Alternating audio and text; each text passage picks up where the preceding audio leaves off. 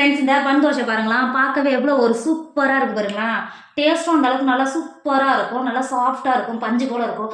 தினம் நீங்கள் இட்லி தோசை அது மாதிரி சாப்பிட்டு போர் அடிச்சதுன்னா இந்த மாதிரி ட்ரை பண்ணி பாருங்களா. டேஸ்ட் அந்தளவுக்கு சூப்பராக இருக்கும். 2 சாப்பிட்டாலே வயிறு நிறைஞ்சிரும். சட்னி கிச்சனில் இருந்து நமக்கு வேலையும் முடிஞ்சிடும். எந்த அளவுக்கு நல்லா சாஃப்டாக இருக்குது பாருங்க. இது கூட நீங்கள் வெஜ்ஜு குருமா சால்னா அது மாதிரிலாம் வச்சு சாப்பிடும்போது இதோட டேஸ்ட் அந்தளவுக்கு சூப்பராக இருக்கும். இன்னைக்கு சாஃப்டான பன் தோசை எப்படி செய்யலான்னு பார்க்கலாமா? Hi friends, welcome to Kerala சமையல். இன்னைக்கு கேரளா சமையல் நல்லா சாஃப்டாக பஞ்சு போல் பன் தோசை எப்படி செய்யலான்னு பார்க்கலாமா? இந்த பன் தோசை ரெடி பண்ணுறதுக்கு ஒரு பாத்திரம் வச்சுக்கோங்க. 2 கப்பு அரிசி எடுத்துக்கோங்க. நீங்கள் வீட்டில் உள்ள ஏதாவது ஒரு பாத்திரத்தில் 2 கப்பு பச்சை அரிசி சேர்த்துக்கோங்க. பச்சை அரிசி சேர்த்து கொடுத்துட்டு அது கூடவே 1 டேபிள் ஸ்பூன் வெந்தயம் சேர்த்துக்கோங்க. வெந்தயமும் பச்சரிசியும் சேர்த்து கொடுத்துட்டு அரிசி முங்குற அளவுக்கு தண்ணி சேர்த்துக்கோங்க. தண்ணி சேர்த்துட்டு 2 டைம் நல்லா கழுவிட்டு தண்ணியை வடிகட்டி எடுத்துக்கோங்க. இப்போ 2 டைம் நல்லா கழுவிட்டு தண்ணியை வடிகட்டி எடுத்து வந்திருக்கேன். இப்போ அரிசி முங்குற அளவுக்கு தண்ணி சேர்த்துக்கோங்க. நம்ம வெந்தயம் சேர்த்துக்கிறதுனால நம்ம கழுவிட்டு தண்ணி சேர்க்கும்போது இந்த தண்ணியை நம்ம அரைக்கிறதுக்கு யூஸ் பண்ணிக்கலாம். அதுக்காக தான் நான் நல்லா கழுவிட்டு தண்ணி சேர்த்து வச்சுருக்கேன். இப்போ மூடி போட்டு மூடி ஒரு 5 மணி நேரம் நல்லா அரிசி நல்லா ஊறி வந்துடும். மாற்றி வச்சுக்கோங்க. அரிசி அரைக்கிற ஒரு 10 நிமிஷத்துக்கு முன்னாடி ஒரு பாத்திரம் வச்சுக்கோங்க. நம்ம அரிசி அளந்தோம்ல 2 கப்பு அரிசிக்கு 1 கப்பு அவுள் சேர்த்துக்கோங்க. நான் சிவப்பு அவுள் தான் எடுத்திருக்கேன். உங்களுக்கு வெள்ளை அவுள் கிடைச்சாலும் நீங்கள் எடுத்து யூஸ் பண்ணிக்கலாம். எனக்கு சிவப்பு அவுள் தான் கிடைச்சது, நான் எடுத்திருக்கேன். இப்போ அவுளில் ஒரு 1/4 கப்பு தண்ணி சேர்த்துக்கோங்க.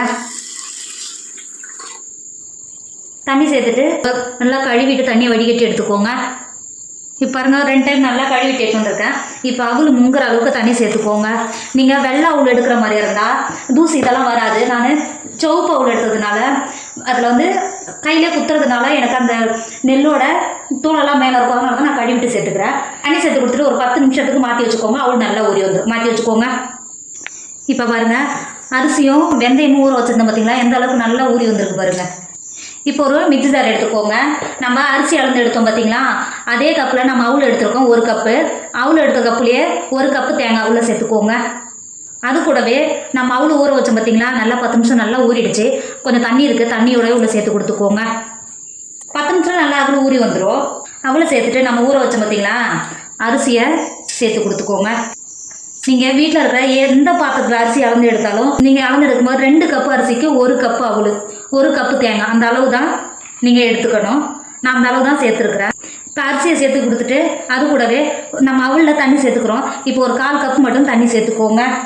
நீங்கள் தண்ணி சேர்க்கும்போது அரிசி மேலே இருக்கணும், தண்ணி இந்த அளவுக்கு கீழே இருக்கணும். இதுதான் கரெக்டான அளவு. மிக்ஸி மூடி போட்டு மூடி தறி எதுவும் இல்லாமல் நல்லா இட்லி மாவு மாதிரி நல்லா மைய அரைச்சிக்கோங்க. இப்போ பாருங்கள் நம்ம அரைச்சி எடுத்த மாவு இந்த அளவுக்கு இருக்கணும். பார்த்தீங்களா, எந்த ஒரு தறி எதுவும் இல்லாமல் நல்லா இட்லி மாவு பார்த்துக்கிருக்கு. பார்த்தீங்களா, இந்த அளவுக்கு தான் இருக்கணும். இப்போ ஒரு பவுல் வச்சுக்கோங்க. நம்ம அரைச்ச மாவை இந்த பவுலில் மாற்றி கொடுத்துக்கோங்க. 1/2 டேபிள் ஸ்பூன் உப்பு சேர்த்துக்கோங்க. உங்கள் டேஸ்ட்டுக்கு அனுசரித்து உப்பு சேர்த்துக்கோங்க.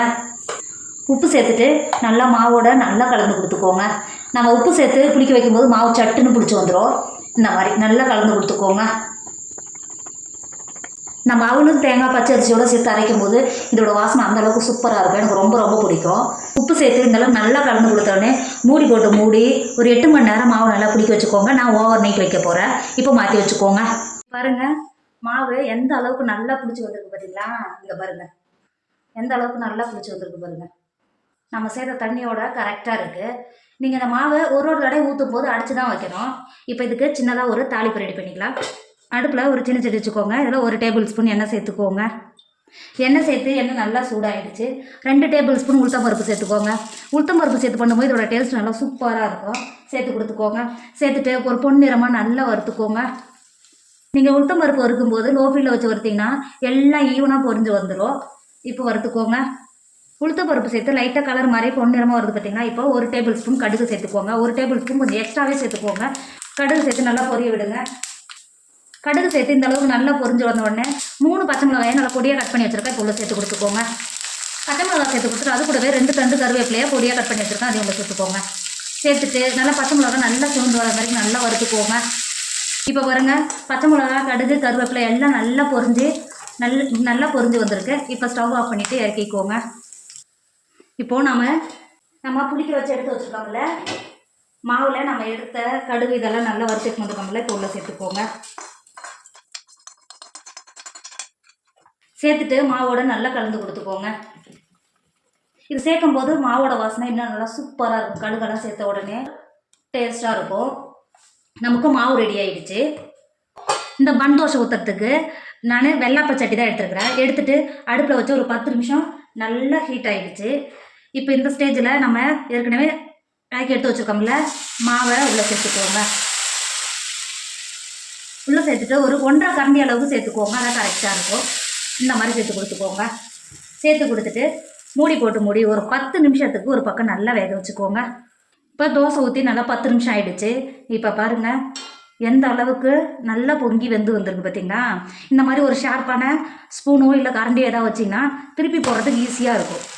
பார்த்திங்கன்னா நம்ம வெந்தயம் சேர்த்ததுனால எந்த அளவுக்கு நல்லா கலராக செவந்து வந்திருக்கு பாருங்கள். திருப்பி போட்டு 5 நிமிஷம் மட்டும் இந்த பக்கம் நல்லா வேக வச்சுக்கோங்க. 5 நிமிஷத்துலேயே நல்லா வெந்து வந்துடும். 5 நிமிஷம் மட்டும் வேக வச்சுக்கோங்க. இப்போது 5 நிமிஷம் ஆயிடுச்சு. இந்த பக்கமும் நல்லா வெந்து வந்துடுச்சு. இப்போ வெள்ளை எடுத்துக்கோங்க. இது வெள்ளை எடுத்து அடுத்த செகண்டே ஹாட் பாக்ஸில் போட்டு மூடி வச்சிட்டிங்கன்னா நல்லா சாஃப்டாக இருக்கும். 2 மணி நேரம் எடுத்தாலும். இப்போ வெள்ளை எடுத்துக்கோங்க. திரும்பவும் ஊற்றிட்டு இதே மாதிரி மூடி வச்சுக்கோங்க. இருக்கிற தோசையெல்லாம் இதே மாதிரி சுட்டு எடுத்துக்கோங்க. ஃப்ரெண்ட்ஸ், இப்போ பாருங்கள் நம்ம சுட்டு எடுத்தால் பன் தோசையெல்லாம் எவ்வளோ ஒரு சாஃப்டாக இருக்குது பாருங்கள். பஞ்சு போல் இருக்கும். அந்தளவுக்கு நல்லா சாஃப்டாக இருக்கும். டேஸ்ட்டும் அந்தளவுக்கு சூப்பராக இருக்கும். நீங்கள் தினம் இட்லி தோசை அது மாதிரி சாப்பிட்டு போர் அடிச்சா இது மாதிரி ட்ரை பண்ணி பாருங்கள். டேஸ்ட் அந்தளவுக்கு சூப்பராக இருக்கும். கண்டிப்பாக நீங்களும் ட்ரை பண்ணுங்கள். என்னோட வீடியோ உங்களுக்கு பிடிச்சிருந்தா உங்கள் ஃப்ரெண்டு உங்கள் ஃபேமிலிக்கு ஷேர் பண்ணுங்கள். மறக்காமல் கேரளா சமையல் சப்ஸ்கிரைப் பண்ணிக்கோங்க. தேங்க்யூ.